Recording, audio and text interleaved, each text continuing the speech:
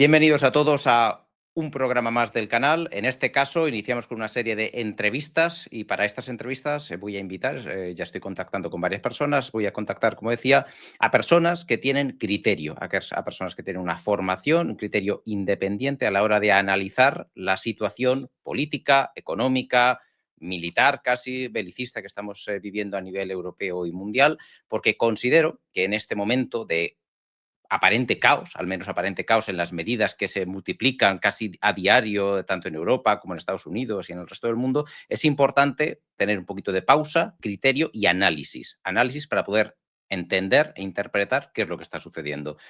Y concretamente hoy, dentro de esa serie de entrevistas, tenemos a Adrián Celaya, que es presidente del Grupo ECAI, profesor de Economía Aplicada y, como decía, personalmente una de las personas que considero que tienen un criterio más útil a la hora de interpretar y entender qué es lo que está pasando en el panorama internacional. Bienvenido Adrián, esta es tu casa. Si he cometido algún error, alguna imprecisión en la presentación, siéntete libre de puntualizar y a partir de ahí iniciamos una conversación con algunos puntillos que quiero que comentes. Hola Antonio, la presentación ha sido perfectamente correcta y ya sabes que yo estoy encantado de estar contigo en este programa, ¿no? Genial, pues el placer es mutuo y espero que sea una de muchas. Empezamos con lo que es más actualidad hoy, si te parece. Las tarifas, los aranceles que anunció ayer Donald Trump. Aparentemente es pegarse un tiro en el pie. Prácticamente creo que hay unanimidad entre el mundo económico cuando dicen que los aranceles suponen más impuestos para sus propios ciudadanos y limitar el acceso a determinados productos.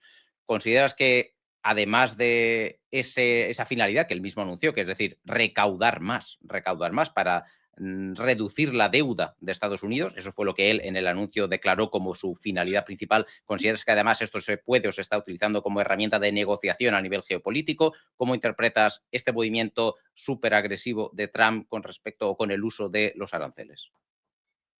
Bueno, en este caso estamos hablando de una aplicación tan generalizada que es difícil relacionarlo con cualquier estrategia geopolítica, ¿no? Efectivamente, hasta ahora, en los distintos movimientos que ha hecho Donald Trump durante los primeros meses en los que ha aparecido esta cuestión de los aranceles sobre la mesa, siempre nos quedaba la duda de cuál era el verdadero objetivo, ¿no? Siempre eran aranceles si no se hace una determinada cosa que para Estados Unidos era interesante que se hiciera, y entonces siempre queda la duda de si esa otra cosa era el pretexto o los aranceles eran el pretexto, ¿no? Pero yo creo que en este caso ya queda perfectamente claro que los aranceles son un objetivo en sí mismo. Son un objetivo en sí Entonces mismo. tenemos que entrar, como tú decías, en la valoración de qué supone esto, ¿no? Bueno, puede ser en principio una vía de conseguir ingresos a corto plazo, pero yo creo que hay otra cuestión más de fondo que es de largo plazo. Es evidente que esto tiene un efecto inflacionario, ¿no? Un efecto inflacionario que a veces no se interpreta correctamente. El efecto inflacionario no es el importe de los aranceles, porque el importe de los aranceles efectivamente incrementa los precios, pero puede compensarse por otras vías. Es decir, son ingresos que recibe el Estado y que puede permitirle evitar recurrir a otras vías para captar ingresos. Por lo tanto, el efecto inflacionario no deriva de ese cantidad exacta de los aranceles que se captan, sino de que, claro, como consecuencia de que suben los precios de productos importados, esto también permite a los fabricantes internos elevar los precios por efecto de la menor competencia, digamos, y entonces se produce en general una tendencia a la elevación de precios de los productos, ¿no? Ese es el efecto inflacionario, pero claro, ese es el efecto a corto plazo. Lo que no se puede olvidar es que cuando se ponen aranceles siempre hay una estrategia de largo plazo, de medio o de largo plazo detrás. En principio, los aranceles pueden tener sentido desde el punto de vista de la protección o del impulso de la industria nacional si hay una estrategia correcta para asegurar el éxito de los mismos a medio o largo plazo. Bueno, esto a veces es chocante, claro, en Europa o en Estados Unidos fundamentalmente, porque llevamos, pues digamos, 40 años dentro del periodo globalización en una situación, digamos, de mitificación del libre comercio internacional. Pero claro, esto no siempre ha sido así, ¿no? Claro, el propio desarrollo industrial de Estados Unidos se basó en las restricciones al libre comercio internacional ya en el siglo XIX, ¿no? Lo que ha sucedido históricamente es que los países de primera línea han defendido el libre comercio porque es lo que les permite entrar en los países, Libre digamos, comercio cuando a mí me dependientes. interesa, ¿no? Cuando me va bien a mí. Claro. Y al revés, los países menos desarrollados han intentado proteger su industria con aranceles. Y curiosamente, esto sucedía muy claramente en el siglo XIX. Es decir, era Inglaterra el país que dominaba, porque fue el primer país que se industrializó, que dominaba el comercio internacional, y el desarrollo industrial de países como, es muy claramente, como Estados Unidos y Alemania, en aquella época se basó precisamente en los americanos llamaron el sistema americano de intervencionismo, ¿no? Se basó en la introducción de aranceles para permitir que su industria se desarrollara. Claro, esto cambió en el siglo XX, cuando Estados Unidos ya es un país, digamos, económicamente dominante, y entonces defiende, como hemos hecho los europeos, el libre comercio a toda costa, ¿no? Y ahora lo que estamos viendo es que en los últimos años ya nos hemos empezado a dar cuenta de que nuestra posición es mucho más débil de lo que pensábamos y entonces empezamos de forma parcial en Europa y muy radical con el trumpismo ya a buscar argumentos para protegernos del libre comercio internacional, ¿no? Bueno, entonces un sentido de fondo puede tener desde la perspectiva de una industria estadounidense que ha perdido fuerza a nivel internacional de una forma radical, ¿no? Pero claro, la cuestión es, ¿tiene el trumpismo estrategias correctas para potenciar su industria aprovechando este empuje de los aranceles, evitando que esto se transforme en una muleta permanente que si se mantiene sin más a largo plazo va a ser perjudicial claramente también para la economía de Estados Unidos a medio o largo plazo? Pues esa es la gran duda. Esa es la gran Hombre, duda. todo parece indicar que en parte sí, ¿no? Los anuncios, a ver, no digo recién en general, pero sí que ha anunciado en las pasadas semanas grandes inversiones en áreas estratégicas, como por ejemplo traerse la inversión de la empresa taiwanesa mayor de fabricación de semiconductores, o las grandes inversiones en centros de datos para potenciar su peso, que ya es alto en áreas como la inteligencia artificial. Es decir, parece ser, ojo, yo no voy a decir nada en favor o no de la estrategia de Trump, porque él sabrá lo que quiere hacer, pero parece ser que sí que está en este caso acompañando el incremento de estos aranceles con la inversión en sectores estratégicos, y entonces, si los aranceles son temporales, podría tener sentido como mecanismo temporal, entendido, si he entendido bien, como mecanismo temporal de protección de la industria, que cuando vuelvas a tener una posición preponderante, volverás a bajar. He puesto este gráfico que yo creo que refuerza lo que estabas comentando, que muestra, está limitado a principios del siglo XX, pero se ve de dónde veníamos y se ve, y yo creo que se aprecia claramente, que tener unos aranceles altos, o en el entorno del 30, 40, 50% incluso, durante el principio del siglo XX y de lo que venía hacia atrás, como comentabas, en el siglo XIX era la norma, y que cuando se bajan las tarifas, precisamente, mira, 1948, de manera drástica, final de la Segunda Guerra Mundial, Estados Unidos como claro hegemón ya del mundo, al menos de una gran parte del mundo, en conflicto contra la Unión Soviética, y ahí, cuando tienes a una Unión Europea, no todavía una Europea, cuando tienes una Europa arrodillada y te interesa incrementar el comercio, como tú decías, y estoy de acuerdo, bajas tarifas, pero con una intención clara. Ahora te ves amenazado por China, por el incremento, y si hay mapas por ahí que también podría poner alguna hora, de cómo el peso chino en el comercio internacional ha crecido, es un mecanismo de defensa. Veremos a ver si, como dices, está acompañado de medidas de inversión para que no sea solo tarificación, no sea solo pagar impuestos. Sí, hay una duda, es el carácter generalizado de estos Sí. aranceles, ¿no? Porque claro, no son aranceles para un determinado sector, ¿no? Sino son aranceles para todos los productos de un país y ahora de todos los países en De todos general, los ¿no? países. Entonces, esto genera pues una cierta duda sobre su efectividad, ya digo, desde el punto de vista sectorial. Bueno, Pero bueno, y hablemos más incluso de los aranceles, si puedes. No sé si te ha llegado alguna información, pero él ha presentado tan alegremente la tabla, si has visto las tablas de aranceles que nos imponen a nosotros y aranceles que vamos a imponer nosotros de manera recíproca, por reciprocidad. Pero a mí, por lo menos, me ha llegado información que dice que esos aranceles que él presentaba en la primera columna no son tales, y que la realidad, porque es muy difícil calcular, de hecho él en su presentación, si recuerdo las palabras exactas, creo que hablaba de que esa primera columna en la que él presenta los aranceles con los que graban a los productos estadounidenses que vienen comprados desde fuera, incluye aranceles, pero también movimientos cambiarios, también otro tipo de barreras económicas, regulatorias, y todo eso lo pone en el mismo saco. Ha habido gente que se tiene mucho tiempo, entiendo, para hacer cálculos, que ha estimado y que parece que cuadra bastante bien. Mira, te lo voy a presentar, creo que era este de aquí. Cómo aparentemente ha calculado esos aranceles que justifican sus propios aranceles recíprocos. Y es que esos son los que van en la primera columna de la izquierda, los que Estados Unidos ahora pretende aplicar estarían en la segunda, y en la tercera lo que tienes básicamente es simplemente un cálculo que consiste en medir cuál es el déficit comercial con cada uno de esos países.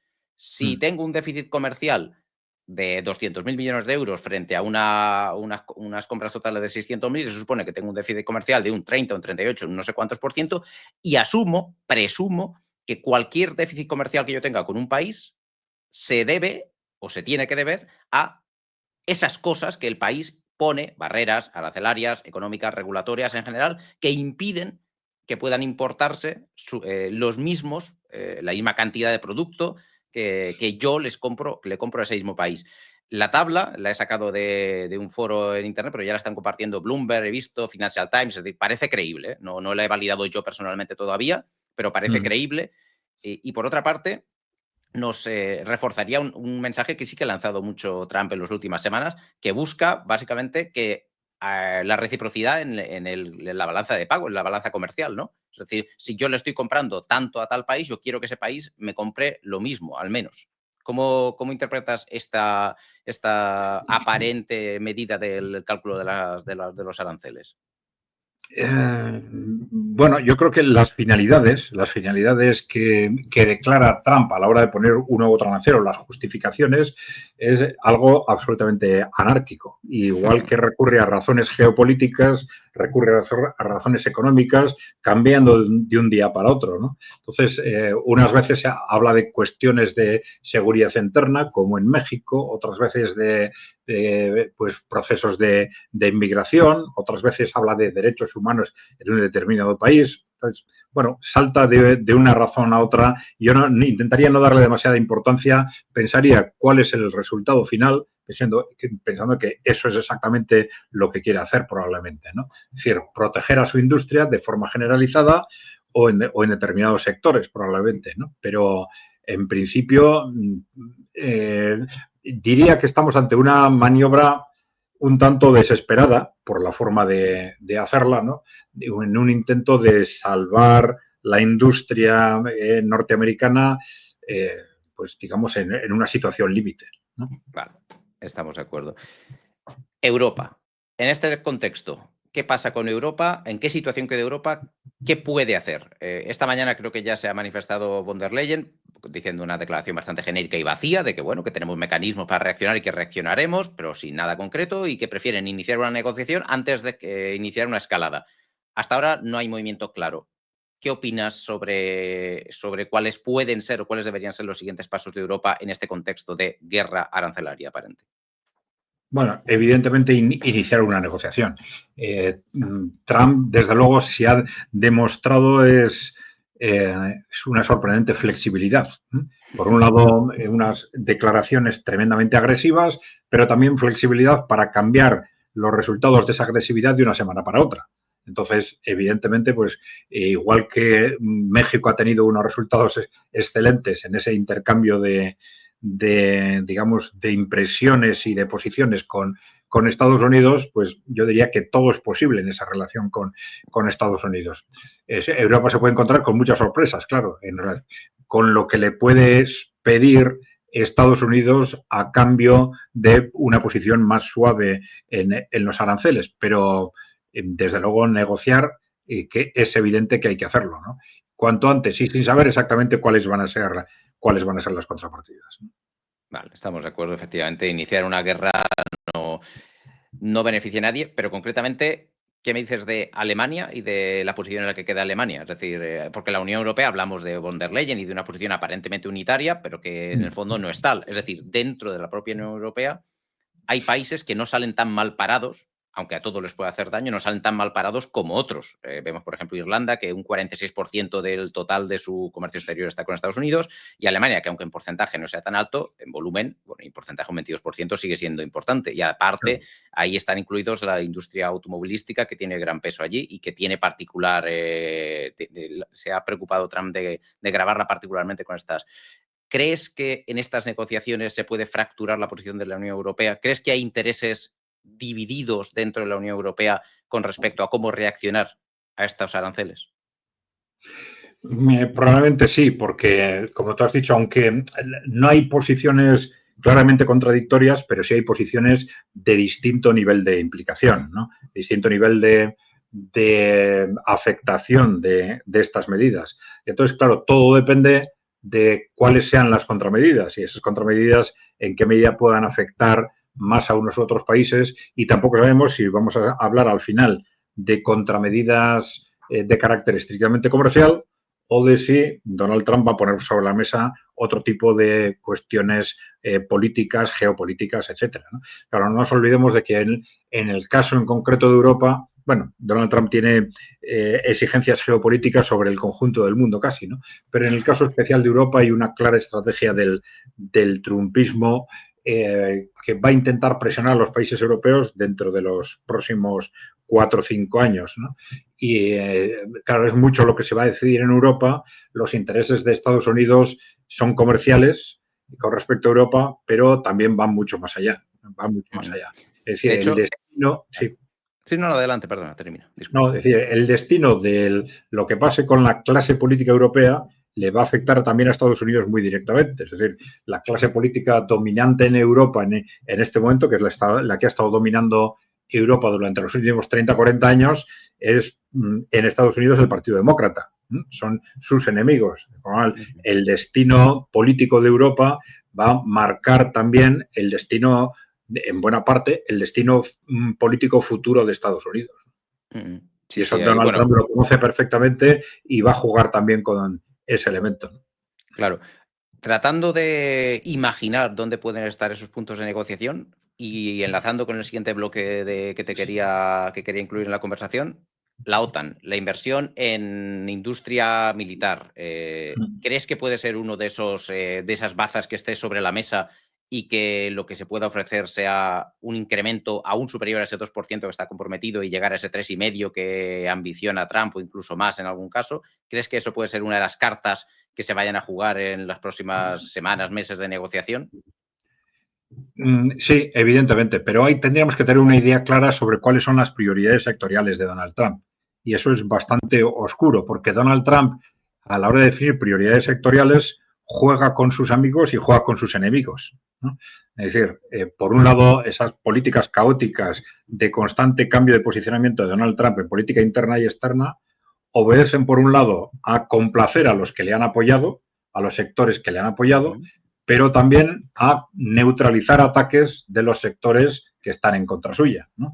Con lo cual, por ahora no está claro cuáles serían las prioridades de Donald Trump en esta negociación, en concreto con Europa. Es decir, digamos, el lobby del complejo militar industrial es una parte de esos grupos de interés, pero hay otras, ¿eh? Hay otras, está la industria automovilística y tal. Entonces, a qué dé prioridad en esa negociación, pues es bastante oscuro. Pero evidentemente puede ser el impacto en conjunto de que los pedidos de Europa, la industria armamentística norteamericana, se incrementen o no, el impacto para la economía norteamericana en su conjunto puede ser relevante, sin duda, ¿no?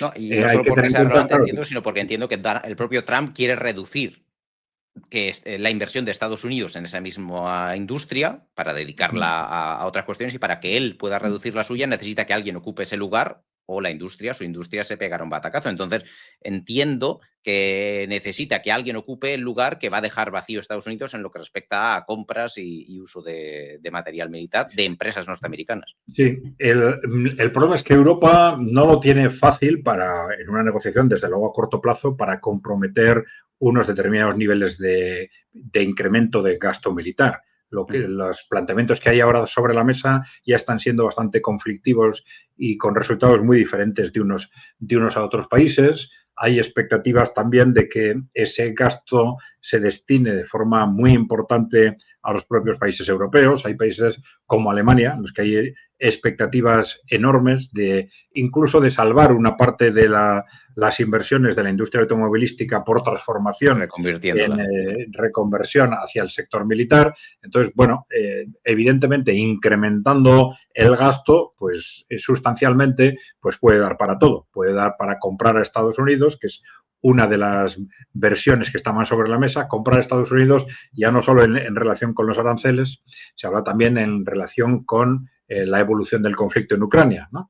Dependiendo de hasta dónde llegue. La cuestión es si Europa es realmente capaz de incrementar, de pactar en una relación con Estados Unidos durante los próximos meses, hasta qué punto es capaz de comprometer, bueno, pues esto lo vamos a incrementar al 2, al 3 o al 4%. Sí, pero claro.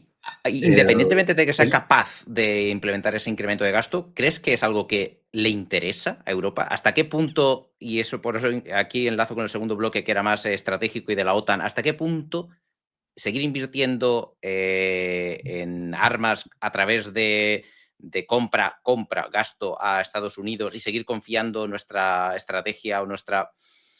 Sí, al final es un proveedor estratégico de material bélico en Estados Unidos. Es algo que Europa debe y puede mantener. No porque pueda económicamente, sino porque estratégicamente hablando, pues quizá Estados Unidos ya se está mostrando que no es el socio más fiable y es posible que, como decías, debiera, sí se debe incrementar el rearme, llámalo como quieras ahora, y ahora entraremos en el tema de si hay una amenaza real o no para justificar ese rearme, pero que en todo caso, si se debiera hacer, no se debe hacer confiando en un tercer socio, en una tercera parte que no es tan confiable. ¿Cómo ves esa parte de hasta qué punto es necesaria la OTAN y hasta qué punto tenemos que pensar en tener una posición totalmente independiente de ella y de Estados Unidos? Claro, si estuviéramos hablando de una posición normalizada, pues es decir, de evolución de Europa hacia una autonomía estratégica en el ámbito militar, bueno, pues la respuesta sería clara, diciendo, bueno, vamos a liberarnos rápidamente de esa dependencia de Estados Unidos mientras vamos construyendo pues nuestra base industrial militar, ¿no? Reconstruyendo, si se quiere, nuestra base industrial militar. Lo que pasa es que estamos en una posición en la que la justificación de estos incrementos está muy relacionada con, aparentemente, con esa amenaza rusa y con la necesidad de ser capaces de enfrentarnos militarmente a Rusia, unos dicen en 5 y otros en 10 años, ¿no? Sí, parece que está telegrafiando que dentro de un tiempo te atacaré y ve preparándote. Claro, igual parece un poco ilusorio. Pero si eso es así, claro, no es, digamos, una situación, digamos, pacífica, de situación ausente de conflictos en la que podamos avanzar tranquilamente en la dirección de soberanía europea, ¿no? En el ámbito del armamento militar, del armamento. Es una situación de urgencia tal que hace muy difícil que Europa pueda depender de sí misma.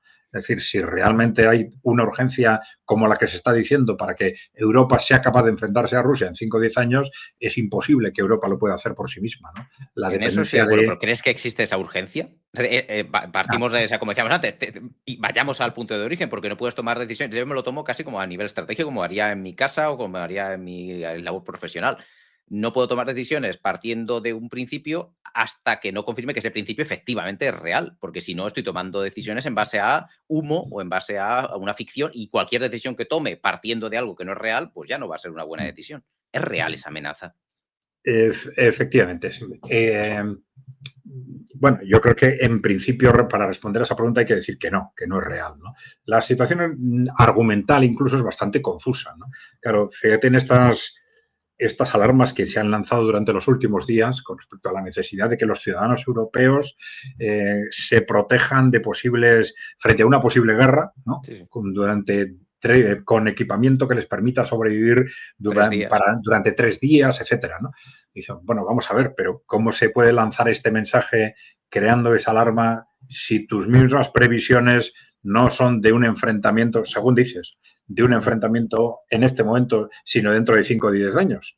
¿Cómo? Es decir, están creando una alarma absurda con una referencia temporal que no tiene nada que ver con lo que ellos mismos están diciendo, ¿no? Porque, claro, si pensamos en cuáles son los riesgos, si hay o no hay riesgos a corto plazo, de haberlos, hay los que está creando la propia Unión Europea. Es decir, el riesgo en este momento inmediato es el que finalmente Francia y el Reino Unido se atrevan a hacer lo que dicen que quieren hacer, ¿no? Vamos a ver si se atreven o no, pero esa amenaza de enviar tropas regulares a Ucrania, que supondría un enfrentamiento ya directo con Rusia, pues esta es la posibilidad, lo que nos puede llevar a un conflicto directo a toda Europa en el corto plazo. No hay otra. Entonces, bueno, si nos dicen, oye, hay un riesgo inmediato porque yo lo estoy creando, pues vale, pues de acuerdo, porque yo lo voy a crear, entonces te lo creemos, ¿no?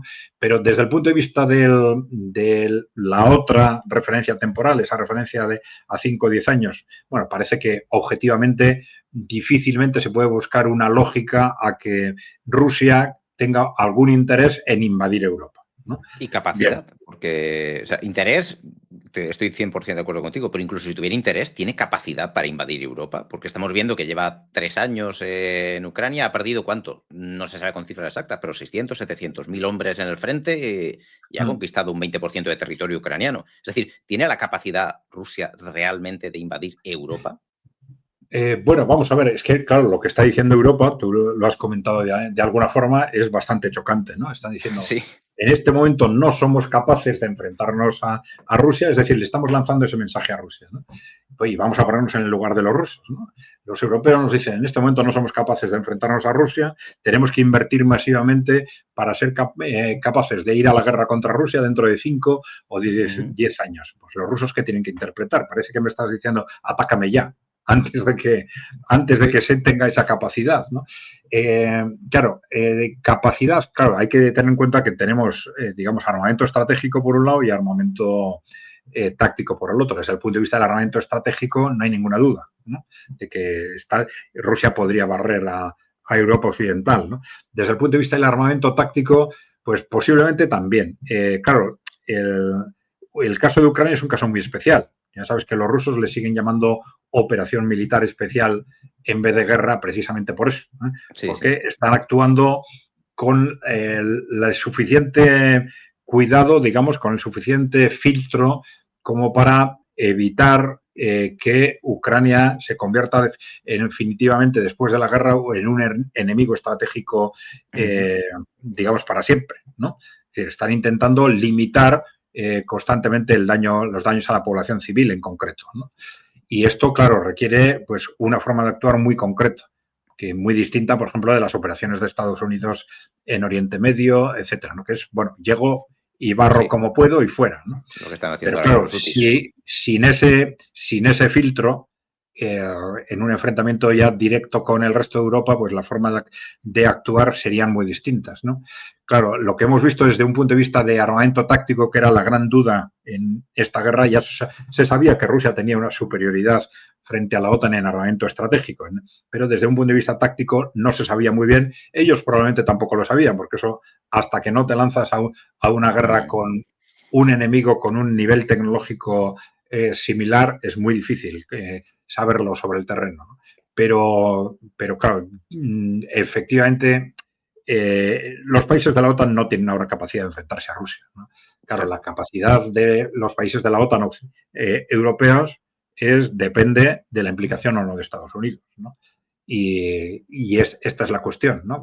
Ese ataque, esa posible intervención en Ucrania abierta de Francia y del Reino Unido probablemente depende de eso, ¿no? De si son capaces o no de arrastrar a Estados Unidos y, por lo tanto, de cómo está la relación interna de fuerzas en Estados Unidos a efectos de que ante un desastre vamos a decir, con miles de bajas, por ejemplo, de francesas y del Reino Unido, que son aliados históricos, pues es posible que estén pensando que las fuerzas internas en Estados Unidos se van a mover de tal forma que van a obligar al gobierno, a la presidencia, a intervenir, ¿no? Bueno, vamos a ver, es esa la apuesta que tenemos en este momento, ¿no? Si pensamos en fuerzas convencionales, bueno, sí, Rusia podría arrollar a Europa Occidental muy fácilmente si quisiera. Sí, pero arrasándola, lo cual degeneraría directamente, es decir, no por invasión, sino por combustión, casi podrías decir. Es decir, no tiene hombres, no tiene ejército, claro, para hacer una invasión. ¿Qué sentido tendría, no? Ocupar 300 espacios de 400 millones de personas en una situación de hostilidad y tal, no, es que sería absurdo, ¿no? No, es decir, la única posibilidad que tienes es el Armageddon. Es decir, no puedo invadirte, pero puedo destruirte. Destruirte sí, y por destrucción te rindes. Pero lo que no tengo claro es hasta qué punto alguien puede estar interesado en ese escenario. Ni siquiera Rusia. No tengo claro que ese escenario interese a nadie.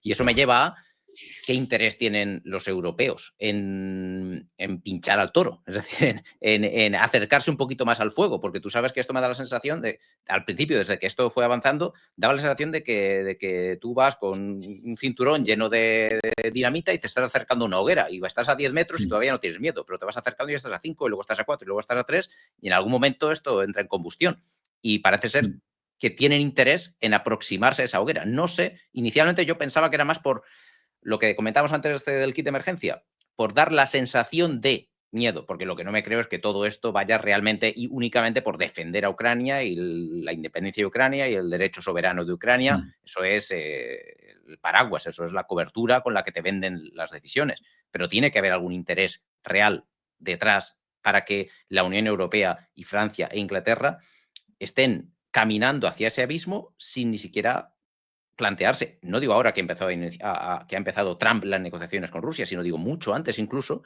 haber tenido en paralelo una vía de negociación, una vía que permitiera acabar el conflicto por otros medios que no fueran los militares. Hablan permanentemente de la derrota de Rusia, de la derrota de Putin como la salida de este conflicto.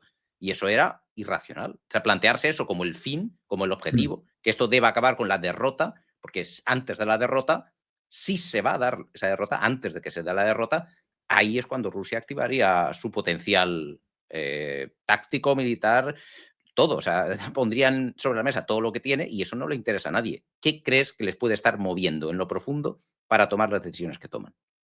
Sí, hay dos ámbitos de decisiones, ¿no? Por un lado tenemos este planteamiento de rearmarnos para un futuro enfrentamiento con Rusia. Ya hemos visto que eso no tiene ningún sentido desde el punto de vista de la posible amenaza estratégica de que Rusia quisiera invadir Europa. Bueno, entonces, ¿qué es lo que se está pretendiendo con esto? Bueno, pues por un lado, bueno, hay una pequeña parte de ese rearme que sí efectivamente podría estar justificada por ese, digamos, abandono de Estados Unidos, ¿no?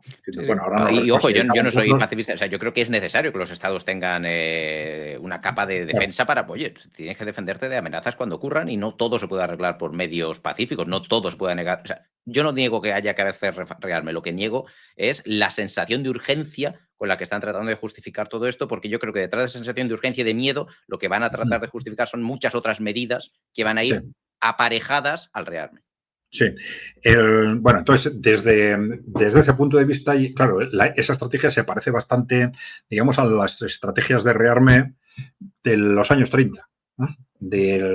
En concreto de la Alemania nazi, por ejemplo, ¿no? Es una estrategia de rearme que frente a una situación económica difícil supuso un salto adelante y que permitió a Alemania ganar unos años, ¿no? Y resolver una situación de crisis industrial, algo que se está dando muy claramente, por ejemplo, en la propia Alemania en este momento, ¿no? Entonces, esto puede ser un instrumento para reactivar, mantener viva la industria, hacer frente a esta caída pues tan fuerte de la capacidad productiva europea y, por lo menos a corto plazo, salir de la situación actual, ¿no?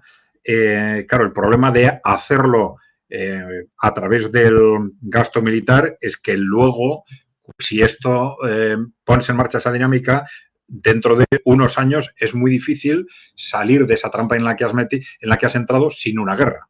Hay dos salidas.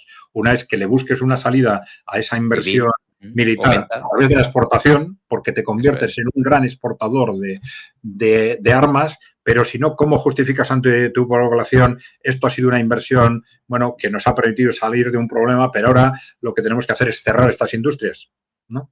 Que hemos puesto en marcha durante 4 años? No. Claro, eso es muy difícil de explicar. Tienes que, o ya digo, o buscarle una lógica económica a través de la exportación o acabas en una guerra, ¿no? Sí. Bueno, eso desde el punto de vista de esas estrategias, digamos, a 5 o 10 años, ¿no?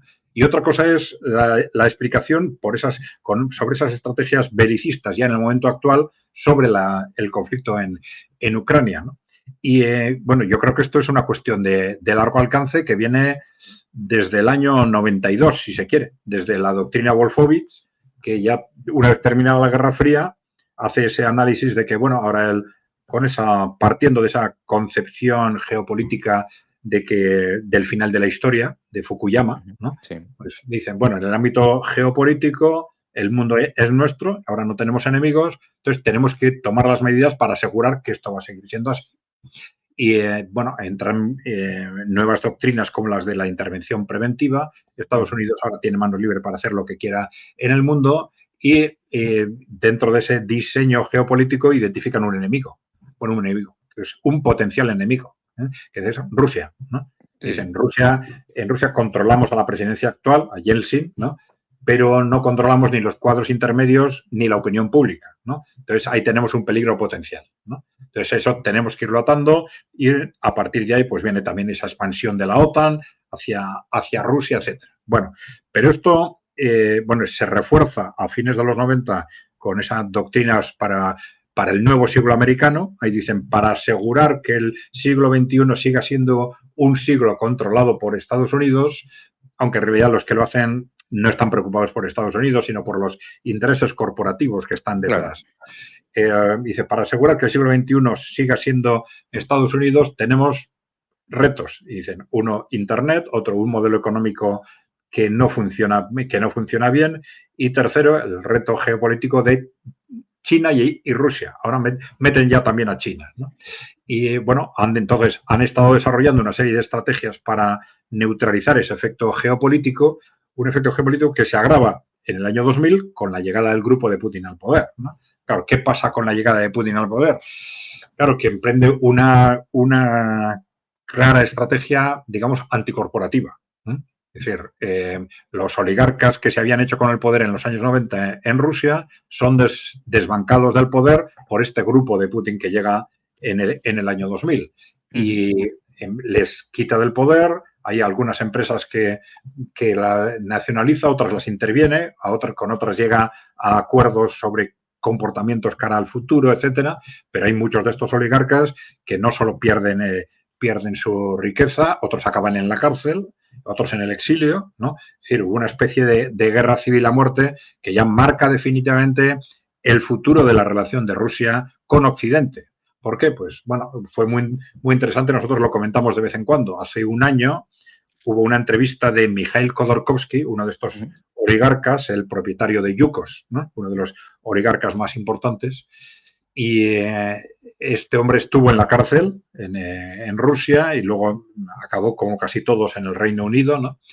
Y en unas declaraciones hace un año él explicaba cómo esos oligarcas habían actuado coordinados por Rothschild, ¿no?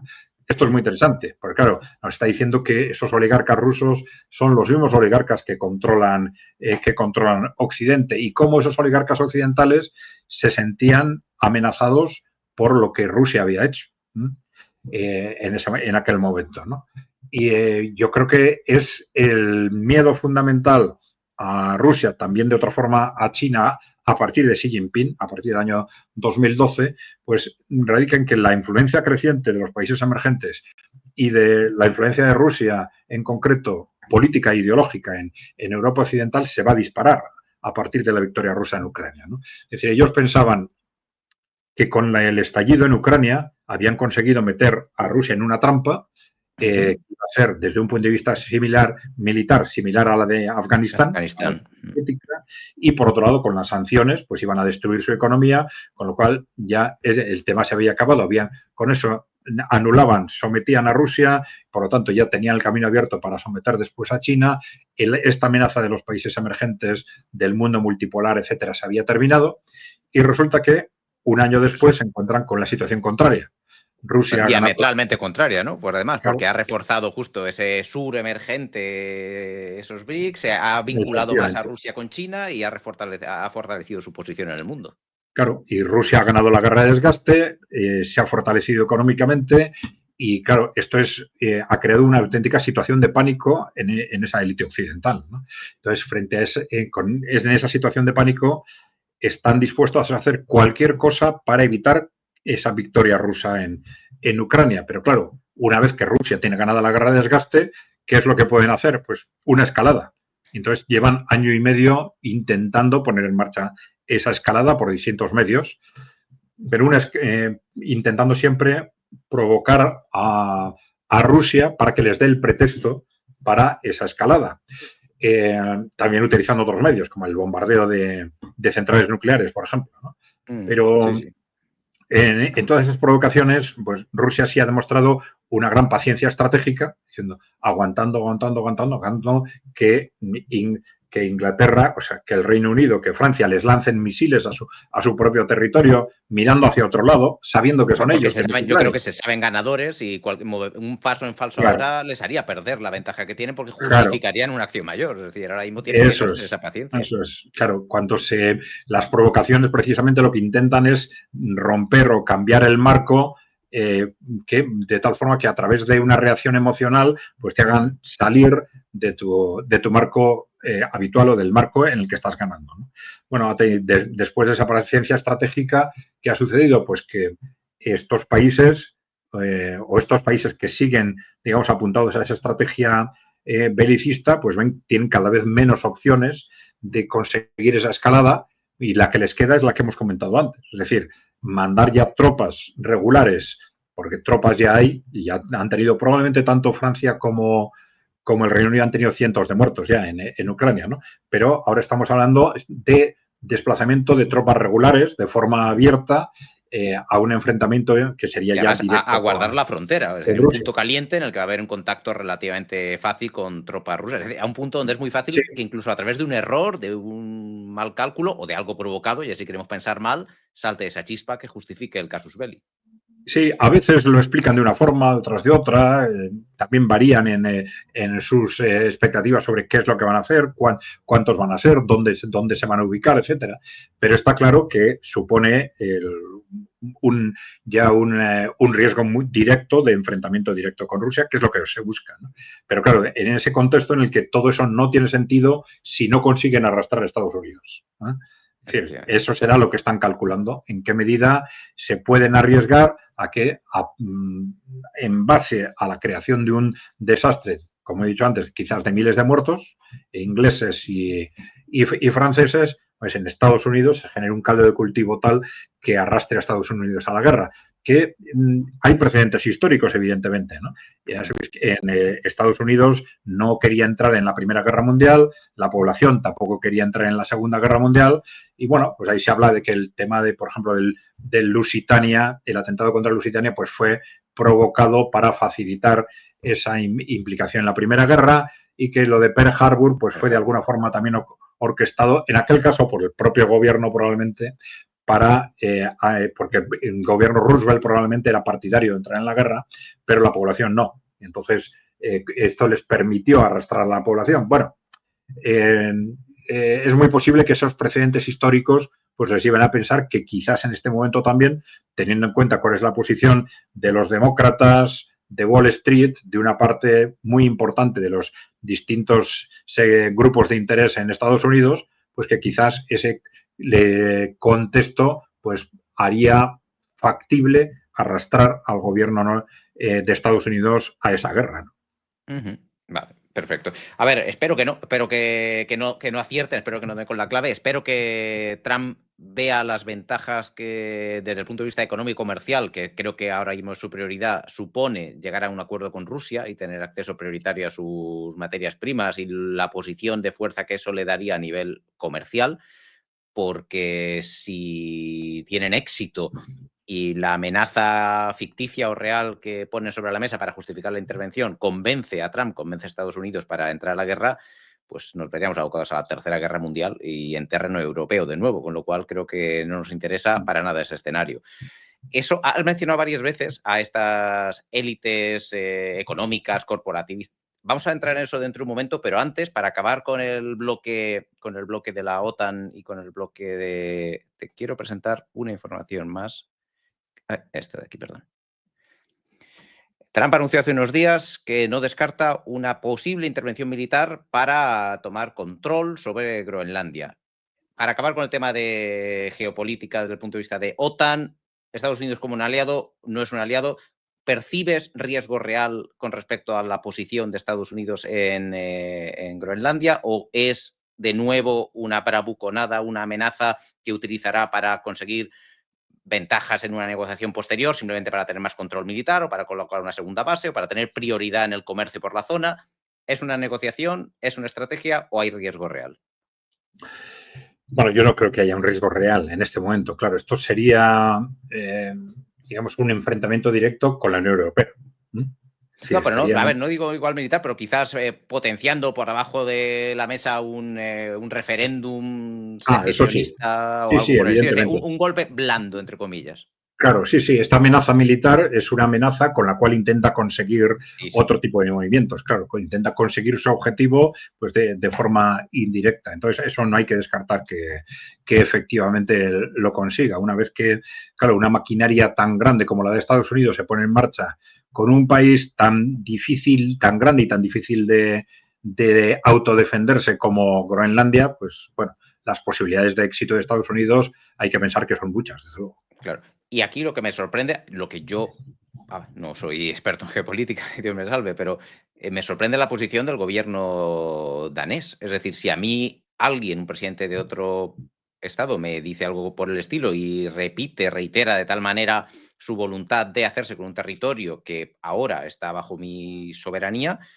lo primero que haría, por ejemplo, sería, pues yo qué sé, tienes una base militar ahí, te empiezo a amenazar con que vas a tener que sacar la base militar. Tú no puedo permitirte una base militar de un país que me está diciendo te voy a quitar, no descarto la intervención militar, o ya sabemos las acciones bajo la mesa, acciones encubiertas que Estados Unidos ha hecho a lo largo de la historia para pues eso, dar golpes blandos, favorecer grupos o iniciativas revolucionarias que no tenían fuerza en un territorio y potenciarlas para que ganen peso y conseguir así sus beneficios finales. ¿No crees que debería, más allá de hacer declaraciones, tomar decisiones un pelín más fuertes el gobierno danés, como expulsar, ya lo hizo De Gaulle, es verdad que estamos hablando de otra época, pero en los años 60, ¿no? Antes de salirse del mando militar de la OTAN, De Gaulle dijo que toda tropa estadounidense tenía que salir de terreno francés inmediatamente. ¿No debería Europa, aunque solo sea por dignidad, el gobierno danés iniciar un movimiento por el estilo y reclamar su soberanía sobre ese territorio? Bueno, claro, Dinamarca es un país muy pequeño y normalmente los pequeños, frente a las amenazas de los grandes, intentan ser sutiles, ¿no? No. Entonces, es más fácil que se planteen, más que lanzarle a Estados Unidos la amenaza de que te voy a cerrar la base que ya tienes, pues que se planteen negociar con Estados Unidos a ver si se contentan dejándoles abrir una segunda base, ¿no? Bueno, no, hombre, yo lo digo, a ver, no sé, yo por mi por formación, yo al final soy ingeniero, pero sí que he trabajado mucho en procesos de negociación, en negociación a la hora de hacer inversiones y tal. Tú cuando vas a hacer una negociación, y Trump creo que esto lo sabe muy bien, inicias con una bravuconada, inicias pidiendo todo, la luna, y ya habrá tiempo para sentarse a la mesa y bajar. Si vas a sentarte a la negociación con uno que te está diciendo que pone el ejército encima de la mesa y tú que vas con las orejas gachas. Sí, pero no es la misma la forma de actuar. Claro, yo eso sobre Donald Trump he comentado muchas veces que es la forma típica de actuar del gran empresario cuando se mueve con pequeños empresarios alrededor, ¿no? Entonces, pero no es la posición inversa, ¿no? Los pequeños tienden a hacer poco ruido, de ser posible, ¿no? Y a no caer en provocaciones personales incluso, que es algo que se tiene muy en cuenta con Donald Trump, porque no se sabe muy bien cuándo todas estas bravuconadas responden a sus características psicológicas o es una estrategia racional de fondo, y como tiene de alguna forma esa forma de jugar con la estrategia del loco, ¿no? Sí, Ya sabes, ¿no? Pues sí, sí, mucho sí. cuidado conmigo, que estoy totalmente loco y no me toques, que puedo salir por cualquier parte, ¿no? Sí, sí. Entonces, Eso pues bueno, desde yo luego lo ha creo, conseguido. Yo creo que tiene todo el mundo desconcertado. claro, claro, y todo el mundo a la hora de relacionarse con Estados Unidos, pues le trata un poco así, ¿no? Como el loco con el que, bueno, y yo actuaré de una forma o de otra, pero tampoco voy a provocarle, ¿no? A ver, yo entiendo que el interés principal de Estados Unidos en Groenlandia tiene que ver con rutas comerciales y protección de esa zona para su propio comercio o para poder vetar el comercio de otros países. Entiendo que una negociación por ahí debería ser exitosa. No creo que Estados Unidos tenga interés real de anexionarse Groenlandia como un estado más o que tenga interés en el territorio per se. Lo que tiene interés es en el control de las rutas comerciales. Pero igual me equivoco. Igual resulta que aquí sí que va más allá del interés comercial y tiene un interés también militar y le interesa tener más control sobre el territorio. ¿Cómo lo ves? ¿Es comercial? ¿Es Sí, militar? ¿Pueden ser ambos? no, puede ser comercial y militar, pero claro, el tener el control político del territorio, pues estabiliza ese control comercial y militar, ¿no? Una cosa es llegar a un acuerdo con otro país para que te deje instalar una base y otra cosa muy distinta es que ese país sea tuyo, ¿no? Es muy distinta, ¿no? Hombre, Es no, decir, es totalmente los contrario. acuerdos que se consiguen a efectos comerciales o militares pueden revisarse al de X años, puede cambiar el contexto político, etcétera. Sí, sí, sí. No, lo único que también, bueno, ahí con Estados Unidos y con Trump y teniendo en cuenta el servilismo europeo puede pasar cualquier cosa, pero si llegara a pasar algo por el estilo, sí que cabría pensar que la Unión Europea en su conjunto pudiera tener algún tipo de represalia contra Estados Unidos o ya ni siquiera esperamos que haya una chispa de dignidad a la hora de reaccionar. Es decir, vale, me has ganado un territorio, te lo llevas, pero me has amenazado. Somos parte de una alianza, de la OTAN, somos socios estratégicos. Y has hecho acciones espurias, acciones agresivas durante un determinado tiempo y llegado a un punto, me arrebatas un terreno, un territorio. Cabría la posibilidad, ahí yo creo que ya sí que estaríamos en una situación en la que habría que plantearse una ruptura total.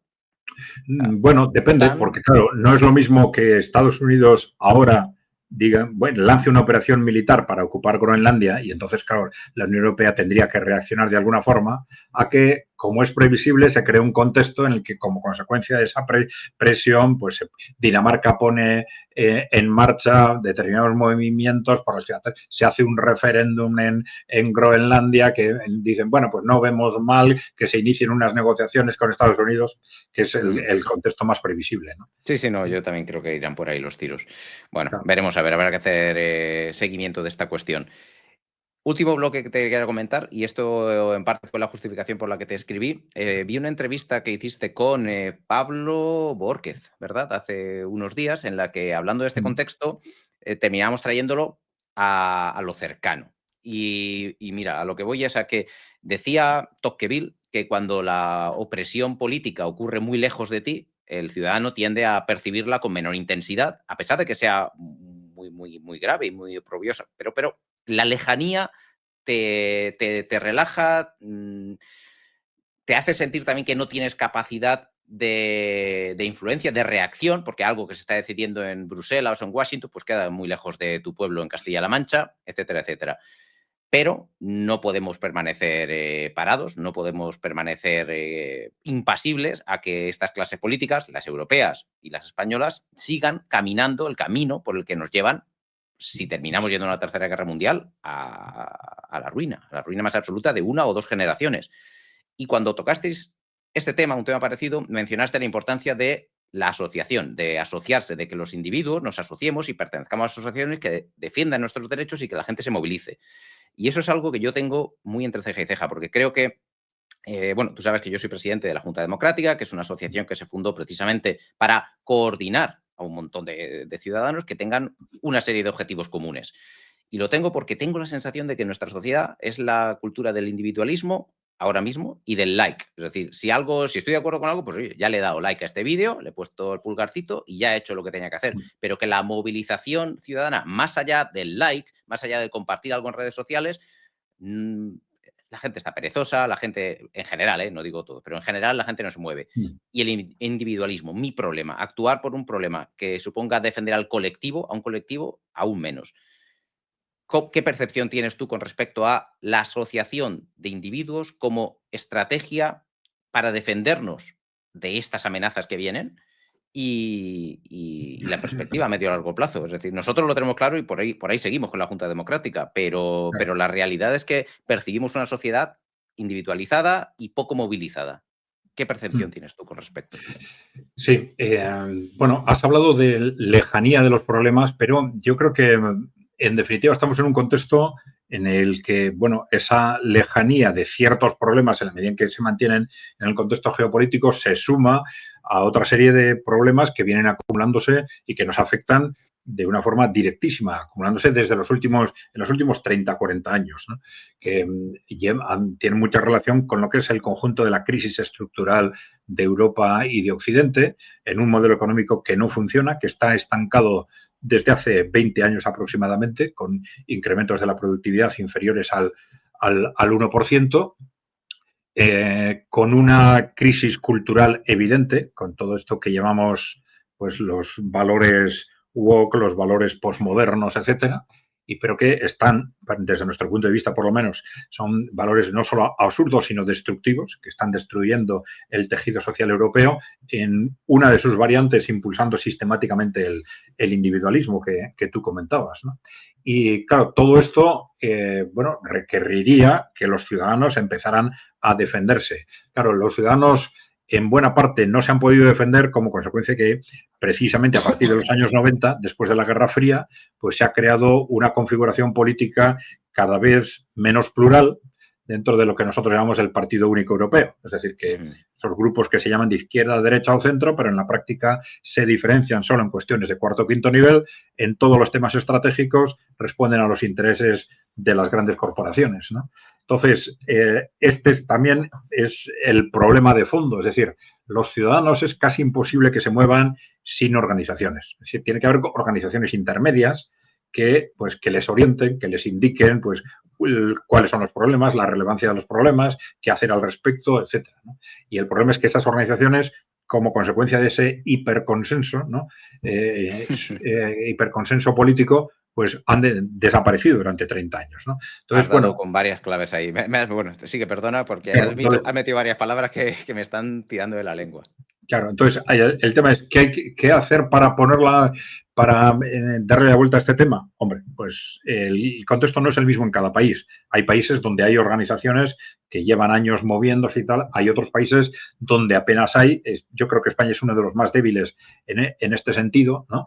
Y bueno, ¿qué es lo que como ciudadanos podemos hacer? Bueno, primero, igual no hay que descartar al 100% que organizaciones ya existentes sean capaces de adaptarse en un determinado momento al nuevo contexto, porque estamos ahora sí en una situación tan cambiante que probablemente va a llevar a que ese periodo que se abrió con el final de la Guerra Fría termine, ¿no? Y entonces es posible que haya organizaciones, quizás las más oportunistas se adapten mejor, ¿no? Que sean capaces de intuir que todo va a cambiar en los próximos años y simplemente por oportunidad política pues empiecen a reposicionarse. Psicológicamente es complicado, ¿eh? Pero no hay que descartar que esto suceda. Entonces, cada uno de nosotros, el que esté ya dentro de una organización de este tipo, partido político, sindicato, pues tiene que valorar cuál es el contexto, si realmente su organización ve que es capaz de moverse o no. Es difícil, pero yo no lo descartaría. Bueno, pero si esto no es así, pues son necesarias organizaciones nuevas. Entonces, lo que nosotros le decimos a la gente es, bueno, primero mira a ver si en tu entorno existen organizaciones que ya se estén posicionando al respecto y ayúdalas. Pues afíliate, colabora con ellas, acude a los actos que ellos convoquen y si tampoco encuentras eso a tu alrededor, pues lo que tienes que hacer es ayudar a que se creen esas organizaciones que no existen, ¿no? Hay distintas formas de colaborar en todo esto, porque aquí tenemos el factor Internet, que es un factor novedoso y que por un lado se hace mucha referencia a que de alguna forma limita las capacidades de la gente de movilizarse, pero bueno, también es cierto que, por ejemplo, con Internet, un solo ciudadano puede hacer muchas cosas que antes eran imposibles, ¿no? Es un ciudadano trabajando activamente en Internet, recogiendo información, difundiéndola y tal, puede hacer mucho trabajo, ¿no? Pero es evidente que hace falta más que eso, hace falta más al final que hay que trascender Internet. al individuo, eso nosotros lo tenemos que hacer. Claro, Uno puede hacer mucho, no lo dudo, o sea, no lo dudo, estoy contigo, sí, pero ese uno no puede ganar batallas políticas. Para las batallas políticas efectivamente, necesitas el claro, grupo, ahí te tienes que asociar y es el grupo conjunto y la fuerza del claro, conjunto la que puede conseguir cambios profundos. Y ahí estoy efectivamente. de acuerdo contigo. Hace falta, y ahí es donde nosotros también queremos poner el foco, a nuestro modo de ver, nuestra opinión, un objetivo claro, algo que la gente deba perseguir. Es decir, porque si persigues fantasmas, si la amenaza es una amenaza etérea, y ahí lo vinculo también con una cosa que comentabas en uno de tus otros vídeos recientemente, ese deep state que nadie sabe muy bien lo que es, pero que en el fondo está ocultando cosas. Es decir, ese deep state no es un deep state como tal, en el fondo no es más que élites y poderes económicos, poderes de corporaciones que tienen sus tentáculos metidos en el Estado. ¿Por qué? Porque el sistema político permite y no bloquea que esas élites, esos poderes económicos, esos poderes industriales puedan llegar a corromper al poder político. Nosotros, donde nos estamos centrando, es precisamente en ser capaces de proponer un sistema político en el que el poder realmente surja de abajo arriba. Hoy, en España, y me centro ya en España, aunque podría decir lo mismo de prácticamente cualquier país europeo, el poder viene de arriba abajo. Las leyes se generan de un lobby al ministro, del ministro al Congreso de los Diputados, que vota aquello que se le ordena. Pero las leyes no vienen de abajo arriba, no es un sistema político que realmente sea representativo del ciudadano, no hay representación política, no hay separación de poderes. Eso, al final, en nuestra opinión, está detrás de todo el problema. ¿Por qué? Porque las decisiones que toman los políticos están mucho más condicionadas por presiones que sufren desde arriba, y ya ese arriba, cámbialo, poder económico, la banca, la industria, o el Partido Popular Europeo, la Comisión Europea, el Fondo Monetario Internacional, quien sea. O sea, ponme arriba la supraentidad que quieras, pero el ciudadano por abajo apenas tiene, bueno, apenas no, te lo digo, no tiene ninguna herramienta para controlar, para limitar el poder. Si mañana deciden que tenemos que ir a la guerra y que hay que mandar a filas y que hay que reclutar a todos los chavales de 18 a 25 años, va a ser una decisión que venga de arriba a abajo, que se va a votar en el Congreso y que se va a aprobar sin que los ciudadanos tengamos ni la mínima posibilidad de oponernos, como ha pasado en multitud de otras decisiones. Y para eso lo que necesitamos es un sistema político con una serie de checks and balances, que llaman en Estados Unidos, una serie de herramientas de control y separación de acciones, separación de poderes entre legislativo, ejecutivo, con un judicial independiente, y hacia ahí es hacia donde vamos nosotros, porque necesitamos, creo, que la gente perciba que tiene que luchar por algo concreto, algo conseguible, poder político real, no oportunístico, no puntual, poder político real. Y no sé, creo que sí. Estoy seguro que eso acabaría con la corrupción, en gran medida, o por lo menos haría que dejase de ser sistemática y generalizada y pasase a ser puntual. Y la corrupción puntual es mucho más fácil de combatir que la que es sistemática y generalizada. Y con respecto al panorama internacional, es más difícil que de esa manera, evidentemente, tampoco somos soñadores, puedas influir en lo que haga Estados Unidos o lo que haga Rusia o China y cómo eso te afecta a ti, pero al menos garantizarías mucho más que las decisiones que se tomen por el gobierno de tu país estén más vinculadas a tu interés que lo que hoy tenemos. Y esa es mi obsesión, ser capaz de encontrar esa razón por la que la gente deja la comodidad del sofá, la comodidad de la pantalla y decide movilizarse. Nosotros tenemos nuestra apuesta, que es apostando por el cambio de régimen político a uno donde tengas poder real sobre el poder político. Pero como decías, hay muchas asociaciones, la gente, si no hay, que la busquen, si no existe, que la creen, pero hay que dar el salto a moverse, hay que dar el salto a tomar posición activa para ser protagonista de tu propio futuro y poder cambiar algo. O si no, oye, pues vas en el asiento de pasajero, apiérdate el cinturón que viene en curvas, pero no vas a poder hacer nada para que cambie tu vida. Sí, sí. No, es curioso porque el fenómeno, como consecuencia del fenómeno de Internet, hay muchísima gente, digamos, mentalizada, vamos a decir, a la contra, ¿no? Mentalizada con qué no está de acuerdo, ¿no? De alguna forma, ¿no? O con una posición antisistema, si se quiere, ¿no? Pero es un posicionamiento un tanto anárquico, ¿no? Y cada uno, pues, en base a su evolución y a su reflexión personal, pues va madurando determinadas posiciones críticas con la situación. Pero claro, eso le falta la racionalización que da el contraste ya exterior con otras personas en organizaciones amplias que lleva a una puesta en común que te obliga a relacionar esa reflexión personal con lo que son los intereses comunes del conjunto de la población, ¿no? Y esa es la fase que falta, ¿no? A toda esa gente que se ha mentalizado de los problemas que tiene el sistema actual en base a la información que reciben en Internet, le falta dar el salto al proceso asociativo. Yo creo que Eso es. esa es Y la te cuestión diría clave. más, incluso, no definirte, porque ahora mismo estoy 100% de acuerdo contigo, la gente se está movilizando como un anti. Yo soy anti-woke, yo soy anti lo que sea, o yo soy no creo en este sistema político y soy anti la partitocracia, anti no sé qué. Pero tienes que dar el salto porque tú no te puedes definir a ti mismo como anti, o mejor dicho, eso no te genera una posición concreta. De ser anti algo, debes dar el salto a y a favor de qué. ¿Qué quiero? ¿Qué propuesta en positivo? ¿Qué quiero construir? Porque estoy de acuerdo en que queremos acabar con un régimen político, el que sea, o con una filosofía, el wokismo, lo que sea. Tú quieres acabar con algo, pero ¿para construir qué? En positivo, ¿para hacer qué?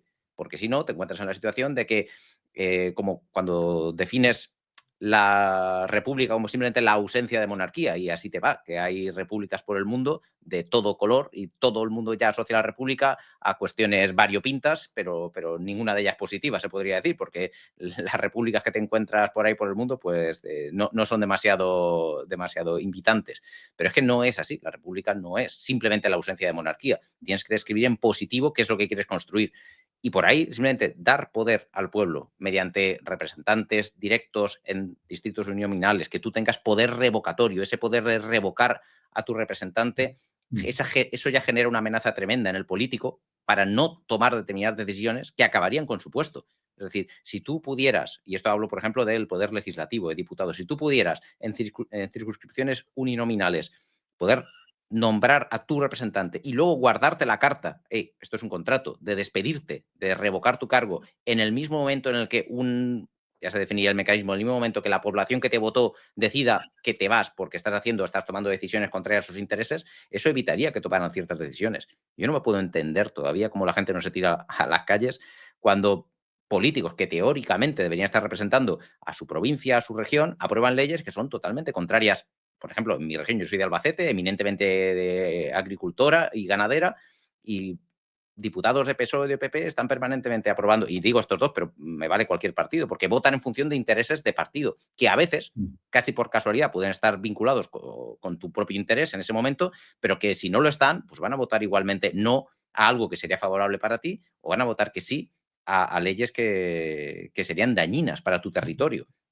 Y la gente no reacciona a eso. Ahí yo creo que es donde hay que poner la clave. Porque si nos centramos en pues, la conspiranoia, en los grandes poderes, en Rothschild, que sí, que tiene, pero contra ellos no podemos hacer nada. O sea, contra esa nebulosa, ¿sabes? De poder, élites económicas, mundiales, etcétera, etcétera, existen, tienen influencia, pero ahí poco podemos hacer si no nos centramos en poner el control allí donde tenemos capacidad de controlar. Al menos eso es lo que nosotros intentamos. Es decir, en lo más local, en el gobierno local, en el diputado, en el presidente del gobierno, en la justicia de tu país. Ahí es donde tienes posibilidad de tener cierto control y a través de ese control protegerte de esas influencias que van a venir de fuera. Sí, yo creo que, vamos a ver, una cuestión clave son, vamos a decir, las organizaciones, ¿no?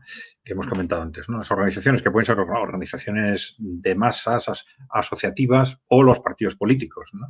Yo con los partidos tengo un problema gordo y es depende del partido. Porque un partido político que no viva de sus afiliados, que no viva de las cuotas de sus afiliados, hay que ver de dónde viene la pasta. Porque si ese partido recibe de 6 millones de euros de un donante desconocido, pues ya sabes a quién va a servir. Y ese es el problema de los partidos, que hoy reciben el dinero de pues no, de sus afiliados, del Estado, en la mayor parte, de préstamos que luego nunca se devuelven, que vienen de determinadas corporaciones, de determinada banca, y son favores que luego se devuelven. Entonces, ¿vale el partido? ¿Vale el sindicato? Pues depende. Si es un partido realmente civil, que pertenece a la sociedad civil, que viene pagado por la sociedad civil, oye, nuestra asociación, la Junta Democrática, tiene 20.000 asociados que dan o no voluntariamente las cuotas que quieren y en base a esas cuotas nosotros vivimos la asociación. Tenemos más asociados que la mitad de los partidos independentistas. Creo que el otro día vi por ahí que Junts, no sé quién era estos, RC, tenía 8.000 asociados. Creo que era RC, que tenía 8.000. Nosotros tenemos 20.000. Podríamos ser un partido mucho más potente que ellos. Pero el problema es que ellos no viven de sus asociados. Sus asociados, sus afiliados, son una máscara, bueno, porque no viven de ellos. Es decir, ellos realmente aquí los intereses que defienden son otros, no los de abajo, son los de arriba. Porque el partido no depende de esos asociados. Sí, esa es una cuestión clave, evidentemente. Nosotros recuerdo que hicimos un estudio, bueno, no creo que es un problema decir el nombre, ¿no? De un estudio sobre el caso de Podemos, ¿no? Sí. Porque cuando Podemos nació, lo que nació con esta idea de que no vamos a recibir ni un euro de los bancos, ¿no? Uh-huh. Bueno, entonces hicimos un estudio y vimos que efectivamente esto había sido así, pero claro, ¿qué sucedía? El 90% de la financiación de este partido era financiación pública, ¿no? Entonces, claro, esto también distorsiona radicalmente el posicionamiento de las direcciones de los partidos, ¿no? Porque, como tú dices, ya no dependen de su base, dependen de esa financiación pública que está relacionada con los resultados en las elecciones. ¿Quién determina que yo saque unos u otros resultados en las elecciones? Los medios de comunicación. ¿Y quién controla los medios de comunicación? Pues esos bancos que no te han dado, que no te han financiado, pero que controlan los medios, que por lo tanto te controlan de una forma u otra tu dirección. Efectivamente, si la dirección tiene que percibir que depende de la base. Esta es la cuestión clave, ¿no? Entonces, a esforzarse por extender la base y tal. Bueno, luego se puede hacer un análisis técnico-político sobre qué medidas habría que adoptar para que los partidos evolucionen en esa dirección, pero esta es la clave, que haya organizaciones representativas de los ciudadanos que realmente representan a los ciudadanos y que realmente defiendan a los ciudadanos, sean partidos políticos, sindicatos, organizaciones de masas, etc. Pero esa es la clave, porque claro, la fuerza de la gente es el número, no es otra, ¿no? Claro, eso es. Si los multimillonarios no necesitan número, ¿no? Ellos controlan medios de comunicación, controlan a los políticos, etcétera, pero la defensa de los ciudadanos se tiene que basar en el número, en organizar ese número, ¿no?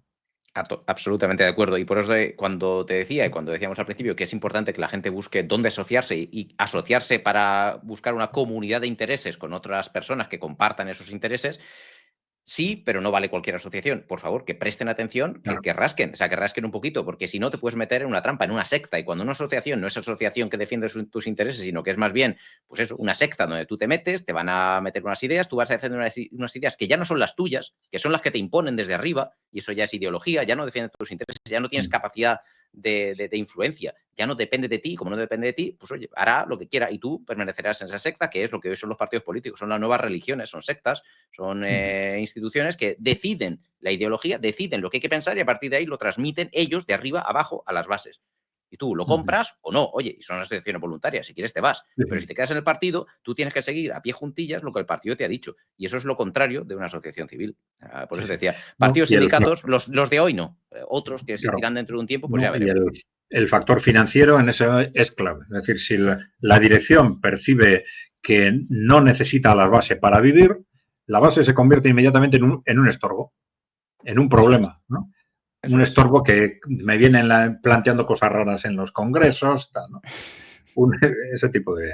Sí, pero pasa igual a nivel político, fuera de los partidos. Es decir, hoy mismo el elector en España es alguien que, entre comillas, necesita solo para que suelte el papel en la urna y decida un poco la distribución de poder. Pero no, a partir de ahí ya no le necesitas. Y como no lo necesitas, prescindes totalmente de él. Se convierte en una justificación, casi entre comillas, para mi propia existencia. Pero no tengo dependencia de él, no tiene poder sobre mí, no tiene control. Y a partir de ahí, una vez que haya metido el papelito en la urna y se ha distribuido el poder, nosotros cerramos las puertas de la sala. Ahí entre nosotros ya, los que sean, pues definimos cómo vamos a hacer los pactos y haremos lo contrario, si es necesario, de aquello que te dijimos que íbamos a hacer, porque total, no puedes hacer nada para evitarlo.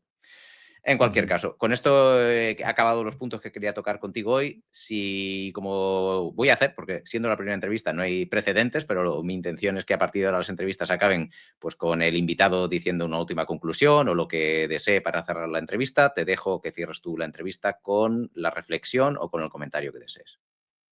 Bueno, pues no es fácil porque mi última reflexión, cuando me la piden, siempre tiende a ir en la dirección que hemos consumido en la última pregunta que me has hecho, ¿no? En este último debate, alentando a los ciudadanos a que actúen, ¿no? A que se movilicen.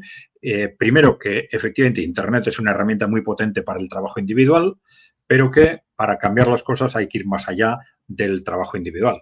Y eso implica, pues, buscar la asociación que en teoría puede ser sindicatos, organizaciones de masas, partidos políticos, pues como he dicho antes, bueno, no descartar la posibilidad teórica de que organizaciones que ya existen sean capaces de adaptarse al nuevo contexto, que cada uno tiene que hacer ese análisis en su propia organización, pero que esto es muy complicado y que entonces hay que mirar fuera de esas organizaciones, a ver entre las que existen, cuáles pienso que responden a las necesidades de los ciudadanos en este momento y apoyarlas, afiliarme, apoyarlas de una forma o de otra, ¿no? Y si no existen, pues crear nuevas, evidentemente, ¿no? Así Y es. crear nuevas organizaciones no es en principio tan difícil, con toda la prudencia del mundo, prudencia desde distintos puntos de vista, porque también hay infiltraciones en las organizaciones, en la medida sobre todo en que empiezan a coger peso, pues ese riesgo existe siempre, ¿no? Y no hay que descartarlo, pero es algo, digamos, tan imprescindible para que los derechos de los intereses de los ciudadanos se defiendan, que yo creo que ahí no hay que renunciar nunca a ello. Hay que intentarlo constantemente, ¿no? Crear Absolutamente. nuevas organizaciones, fortalecer las que ya existen. Es la vía de protección, de defensa que tenemos de nuestros intereses. Estoy 100% de acuerdo. Y con este último comentario me abres a que igual deberíamos hacer algún día un programa exclusivo para contar todo lo que hemos pasado en la Junta en 4 años y pico de existencia y con 20.000 asociados. A propósito de las infiltraciones y los intentos de boicot y hacer daño a una asociación que nosotros nos consideramos todavía pequeños para la ambición que tenemos, pero ciertamente ya 20.000 asociados para un movimiento político, pues oye, es relevante, significativo en España, donde hay tan poca capacidad de movilización. Pero sí, ya hemos recibido ataques y ya te puedo confirmar que han sido muchos y daría para un programa y para unas cuantas carcajadas. Adrián, muchas gracias por estar hoy aquí. De verdad que ha sido un placer. Cuando quieras, cuando desees, y yo te seguiré invitando porque me parece muy útil entender mejor cómo funciona el mundo y tener tu opinión al respecto para hacernos cada uno de nosotros su propio criterio. Muchas gracias, Adrián, y hasta Antonio, siempre. gracias a ti. Un saludo. Hasta luego.